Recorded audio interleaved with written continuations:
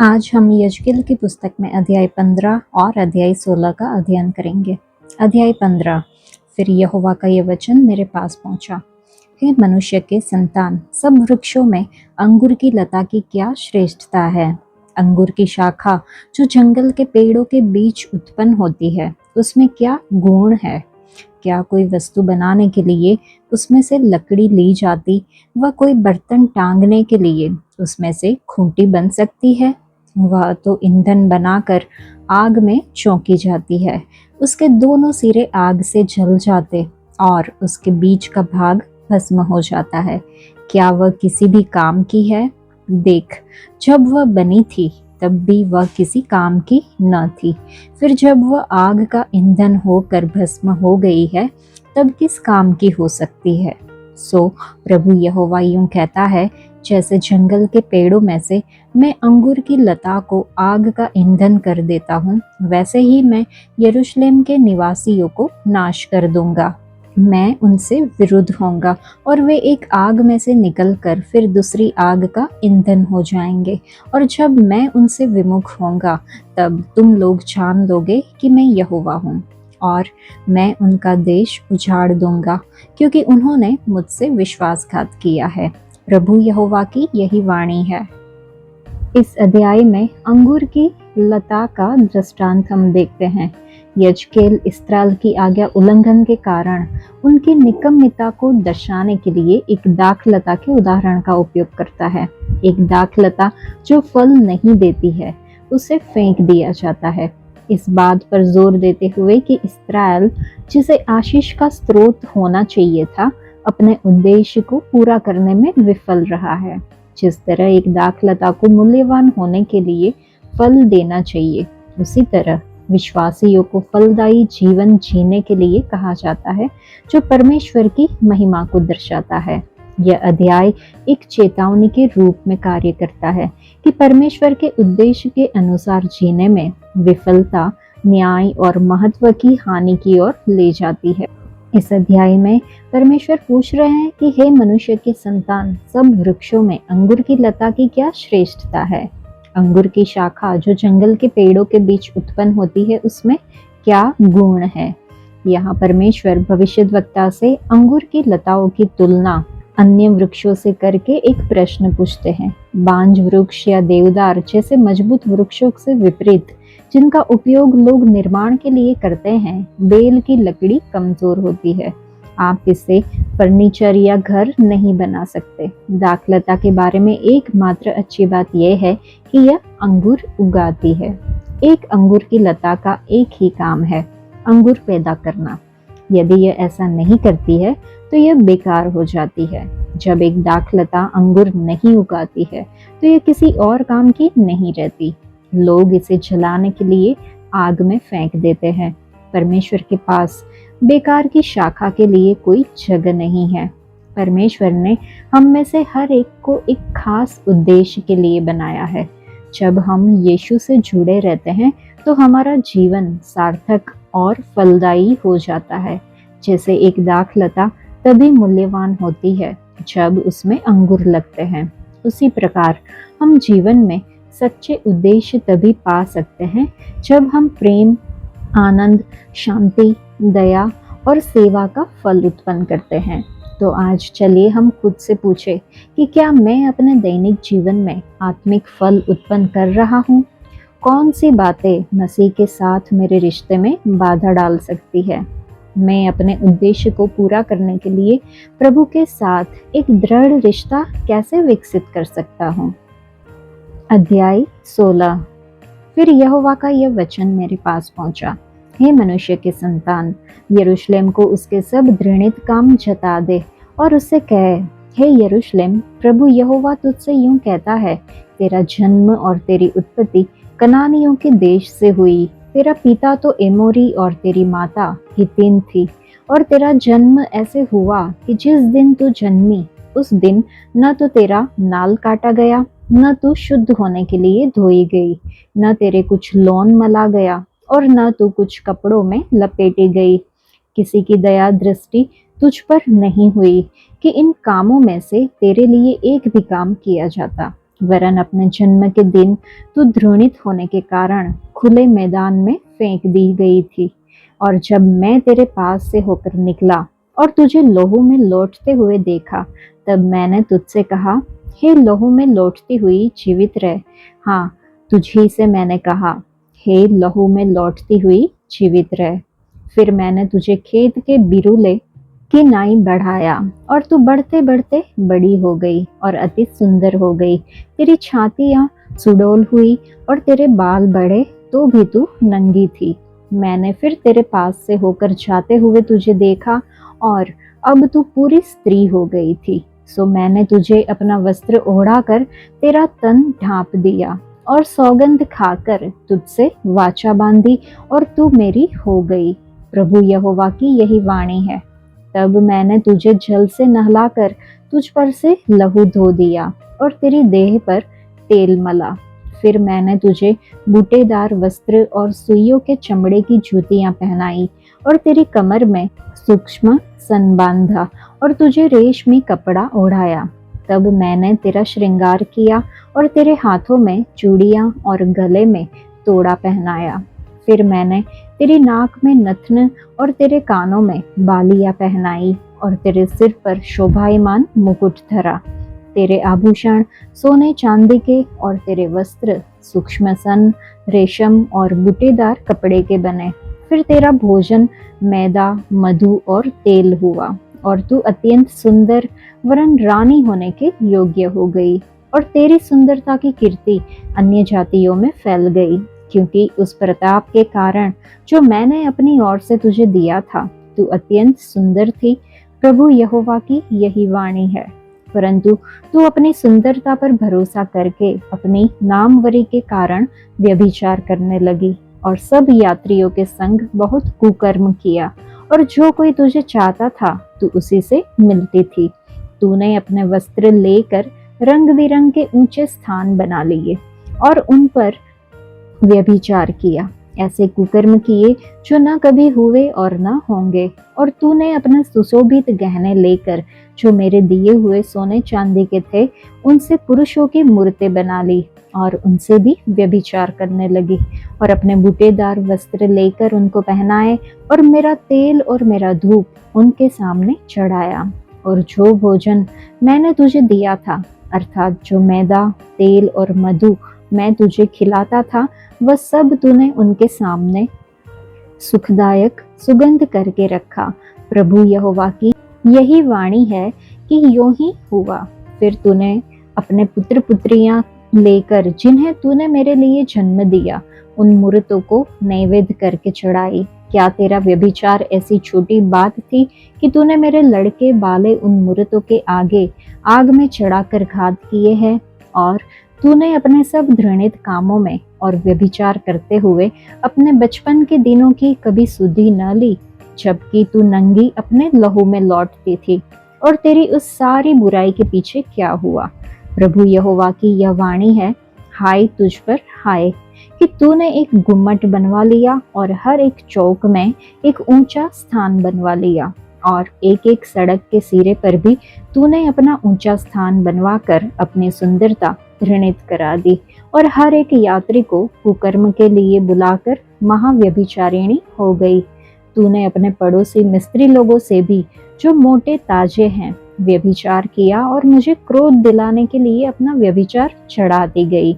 इस कारण मैंने अपना हाथ तेरे विरुद्ध बढ़ाकर तेरा प्रतिदिन का खाना घटा दिया और तेरी बैरिन फलिस्ती स्त्रियां जो तेरे महापाप की चाल से लजाती है उनकी इच्छा पर मैंने तुझे छोड़ दिया है। फिर भी तेरी तृष्णा न बुझी, इसलिए तूने अशूरी लोगों से भी व्यभिचार किया और उनसे व्यभिचार करने पर भी तेरी तृष्णा न बुझी। फिर तू लेन देन के देश में व्यभिचार करते करते कसदियों के देश तक पहुंची और वहां भी तेरी तृष्णा न बुझी। प्रभु यहोवा की ये वाणी है कि तेरा हृदय कैसा चंचल है कि तू ये सब काम करती है जो निर्लज वेश्या ही के काम है। तूने हर एक सड़क के सिरे पर जो अपना गुम्मट और हर एक चौक में अपना ऊंचा स्थान बनवाया है, क्या इसी में तू वेश्या के समान नहीं ठहरी? क्योंकि तू ऐसी कमाई पर हंसती है। तू व्यभिचारिणी पत्नी है। तू पराये पुरुषों को अपने पति की संगति ग्रहण करती है। सब वेश्याओं को तो रुपया मिलता है, परंतु तूने अपने सब मित्रों को स्वयं रुपये देकर और उनको लालच दिखाकर बुलाया है कि वे चारों ओर से आकर तुझसे व्यभिचार करें। इस प्रकार तेरा व्यभिचार और व्यभिचारियों से उल्टा है। तेरे पीछे कोई व्यभिचारी नहीं चलता और तू किसी से दाम लेती नहीं, वरन तू ही देती है। इसी कारण तू उल्टी ठहरी। इस कारण हे वेश्या, यहोवा का वचन सुन। प्रभु यहोवा यूं कहता है कि तूने जो व्यभिचार में अति निर्लज होकर अपनी देह अपने मित्रों को दिखाई और अपने मूर्तों से घृणित काम किए और अपने लड़के बालों का लहू बहाकर उन्हें बलि चढ़ाया है, इस कारण देख, मैं तेरे सब मित्रों को जो तेरे प्रेमी हैं और जितनों से तूने प्रीति लगाई और जितनों से तूने बैर रखा, उन सबों को चारों ओर से तेरे विरुद्ध इकट्ठा करके उनको तेरी देह नंगी करके दिखाऊंगा और वे तेरा तन देखेंगे। तब मैं तुझको ऐसा दंड दूंगा जैसा व्यभिचारिणियों और लहू बहाने वाली स्त्रियों को दिया जाता है, और क्रोध और जलन के साथ तेरा लहू बहाऊंगा। इस रीति मैं तुझे उनके वश में कर दूंगा और वे तेरे गुम्मटों को ढा देंगे और तेरे ऊंचे स्थानों को तोड़ देंगे। वे तेरे वस्त्र बरबस उतारेंगे और तेरे सुंदर गहने छीन लेंगे और तुझे नंगा करके छोड़ देंगे। तब तेरे विरुद्ध एक सभा इकट्ठी करके वे तुझको पत्थरवाह करेंगे और अपनी कटारों से वार पार छेदेंगे। तब वे आग लगाकर तेरे घरों को जला देंगे और तुझे बहुत सी स्त्रियों के देखते दंड देंगे, और मैं तेरा व्यभिचार बंद करूंगा और तू फिर छिनाले के लिए दाम न देगी। और जब मैं तुझ पर पूरी जलजलाहट प्रकट कर चुकूंगा, तब तुझ पर और न जलूंगा, वरन शांत हो जाऊंगा और फिर न रिसियाऊंगा। तूने जो अपने बचपन के दिन स्मरण नहीं रखे, वरन इन सब बातों के द्वारा मुझे चिढ़ाया, इस कारण मैं तेरा चाल चलन तेरे सिर पर डालूंगा और तू अपने सब पिछले घृणित कामों से और अधिक महापाप न करेगी। प्रभु यहोवा की यही वाणी है। देख, सब कहावत कहने वाले तेरे विषय ये कहावत कहेंगे कि जैसी माँ वैसी पुत्री। तेरी माँ जो अपने पति और लड़के बालों से घृणा करती थी, तू भी ठीक उसकी पुत्री ठहरी। और तेरी बहनें जो अपने अपने पति और लड़के बालों से घृणा करती थी, तू भी ठीक उनकी बहन निकली। तेरी माता हितीन और पिता एमोरी था। तेरी बड़ी बहन शोमरोन है, जो अपनी पुत्रियों समेत तेरी बाईं ओर रहती है, और तेरी छोटी बहन जो तेरी दाहिनी ओर रहती है, वह पुत्रियों समेत सदोम है। तू उनकी सी चाल नहीं चली और न उनके से घृणित कामों ही से संतुष्ट हुई। यह तो बहुत ही छोटी बात ठहरती, परंतु तेरा सारा चाल चलन उनसे भी अधिक बिगड़ गया। प्रभु यहोवा की ये वाणी है, मेरे जीवन की सौगंध, तेरी बहन सदोम ने अपनी पुत्रियों समेत तेरे और तेरी पुत्रियों के समान काम नहीं किए। देख, तेरी बहन सदोम का अधर्म यह था कि वह अपनी पुत्रियों सहित घमंड करती, पेट भर भर के खाती और सुख चैन से रहती थी और दिन दरिद्र को न संभालती थी। सो वह गर्व करके मेरे सामने घृणित काम करने लगी, और ये देखकर मैंने उन्हें दूर कर दिया। फिर शोमरोन ने तेरे पापों के आधे भी पाप नहीं किए। तूने तो उससे बढ़कर घृणित काम किए और अपने घोर घृणित कामों के द्वारा अपनी बहनों को जीत लिया। सो तूने जो अपनी बहनों का न्याय किया, इस कारण लज्जित हो, क्योंकि तूने उनसे बढ़कर घृणित पाप किए हैं। इस कारण वे तुझसे कम दोषी ठहरी है। सो तू इस बात से लज्जा कर और लजाती रह, क्योंकि तूने अपनी बहनों को कम दोषी ठहराया है। जब मैं उनको अर्थात पुत्रियों सहित सदोम और शोमरोन को बंधुआई से फेर लाऊंगा, तब उनके बीच ही तेरे बंधुओं को भी फेर लाऊंगा, जिससे तू लजाती रहे और अपने सब कामों को देखकर लजाए, क्योंकि तू उनकी शांति ही का कारण हुई है। और तेरी बहनें सदोम और शोमरोन अपनी अपनी पुत्रियों समेत अपनी पहली दशा को फिर पहुंचेगी, और तू भी अपनी पुत्रियों सहित अपनी पहली दशा को फिर पहुंचेगी। जब तक तेरी बुराई प्रकट हुई न थी, अर्थात जिस समय तक तू आसपास के लोगों समेत अरामी और फलिश्ती स्त्रियों की, जो अब चारों ओर से तुझे तुच्छ जानती है, नामधराई करती थी, उन अपने घमंड के दिनों में तो तू अपनी बहन सदोम का नाम भी न लेती थी, परंतु अब तुझको अपने महापाप और घृणित कामों का भार आप ही उठाना पड़ा है। यहोवा की यही वाणी है। प्रभु यहोवा ये कहता है, मैं तेरे साथ ऐसा ही बर्ताव करूंगा जैसा तूने किया है, क्योंकि तूने तो वाचा तोड़कर शपथ तुच्छ जानी है। तो भी मैं तेरे बचपन के दिनों की अपनी वाचा स्मरण करूंगा और तेरे साथ सदा की वाचा बांधूंगा। और जब तू अपनी बहनों को, अर्थात अपनी बड़ी और छोटी बहनों को ग्रहण करे, तब तू अपना चाल चलन स्मरण करके लज्जित होगी और मैं उन्हें तेरी पुत्रियां ठहरा दूंगा, परंतु यह तेरी वाचा के अनुसार न करूंगा। मैं तेरे साथ अपनी वाचा स्थिर करूंगा और तब तू जान लेगी कि मैं यहोवा हूँ, जिससे तू स्मरण करके लज्जित हो और लज्जा के मारे फिर कभी मुंह ना खोले। यह उस समय होगा जब मैं तेरे सब कामों को ढांपूंगा। प्रभु यहोवा की यही वाणी है। यह अध्याय यरूशलेम की एक बेवफा पत्नी के रूप में एक ज्वलंत रूपक प्रस्तुत करता है। परमेश्वर ने बताया कि कैसे उन्होंने प्यार से यरूशलेम का पालन पोषण किया और उसकी रक्षा की, फिर भी वह मूर्ति पूजा और अनैतिकता की ओर मुड़ गई। उसकी बेवफाई का सजीव चित्रण इस्राएल के विश्वासघात की गहराई को दर्शाता है। इस्राएल की बेवफाई के बावजूद परमेश्वर का प्रेम अटल रहता है। यह एक ऐसे रिश्ते की इच्छा रखता है जिसमें वफादारी और समर्पण की विशेषता हो। यह अध्याय पश्चाताप के माध्यम से बहाली की संभावना पर प्रकाश डालता है।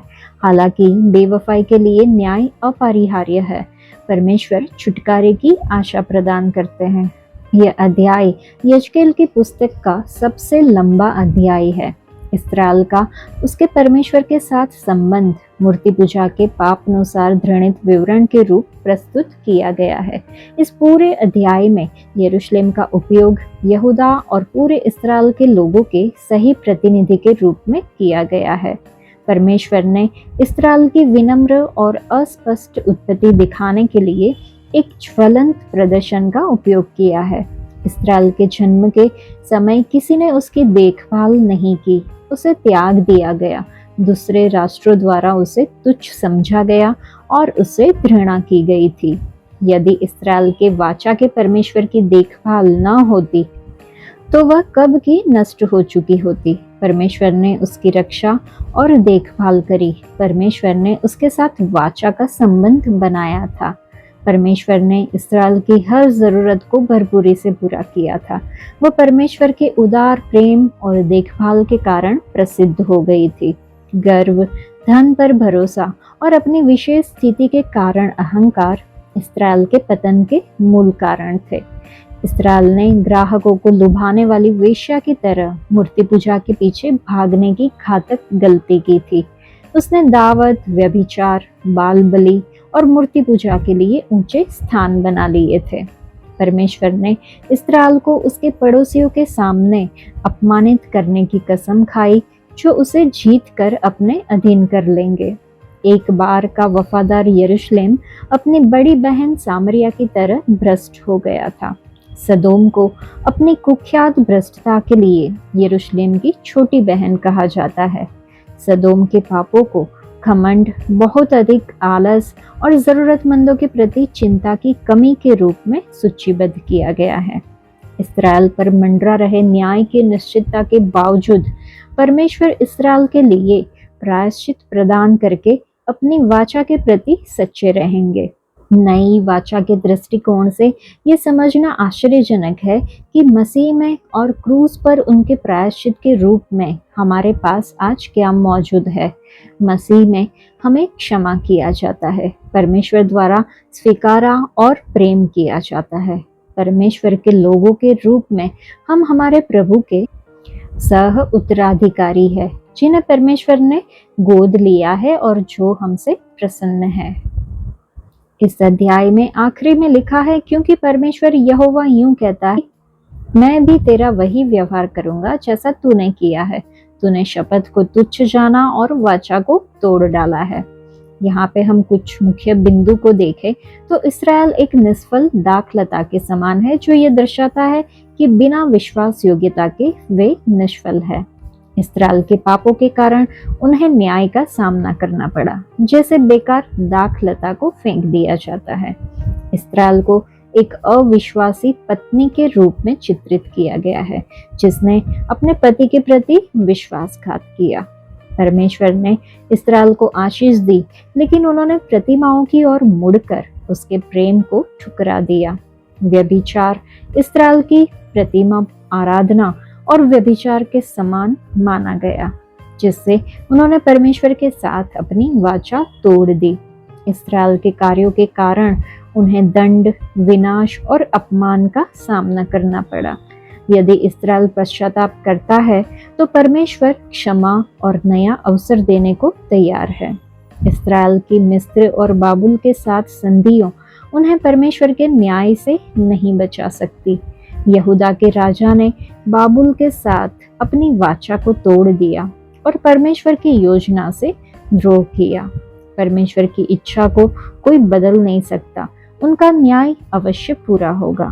परमेश्वर ने भविष्य में इसराइल को पुनर्स्थापित करने और जीवन और वृद्धि प्रदान करने का वादा किया। यद्यपि न्याय आता है, फिर भी परमेश्वर के द्वारा पुनर्स्थापना की आशा बनी रहती है। परमेश्वर उन लोगों को पुनर्स्थापित करने और आशीष देने का वादा करते हैं जो उनके पास लौटते हैं। पश्चाताप के साथ परमेश्वर की ओर मुड़ना न्याय के बाद भी आशा लेकर आता है। आज के लिए इतना ही। परमेश्वर आप सबको आशीष दे। धन्यवाद।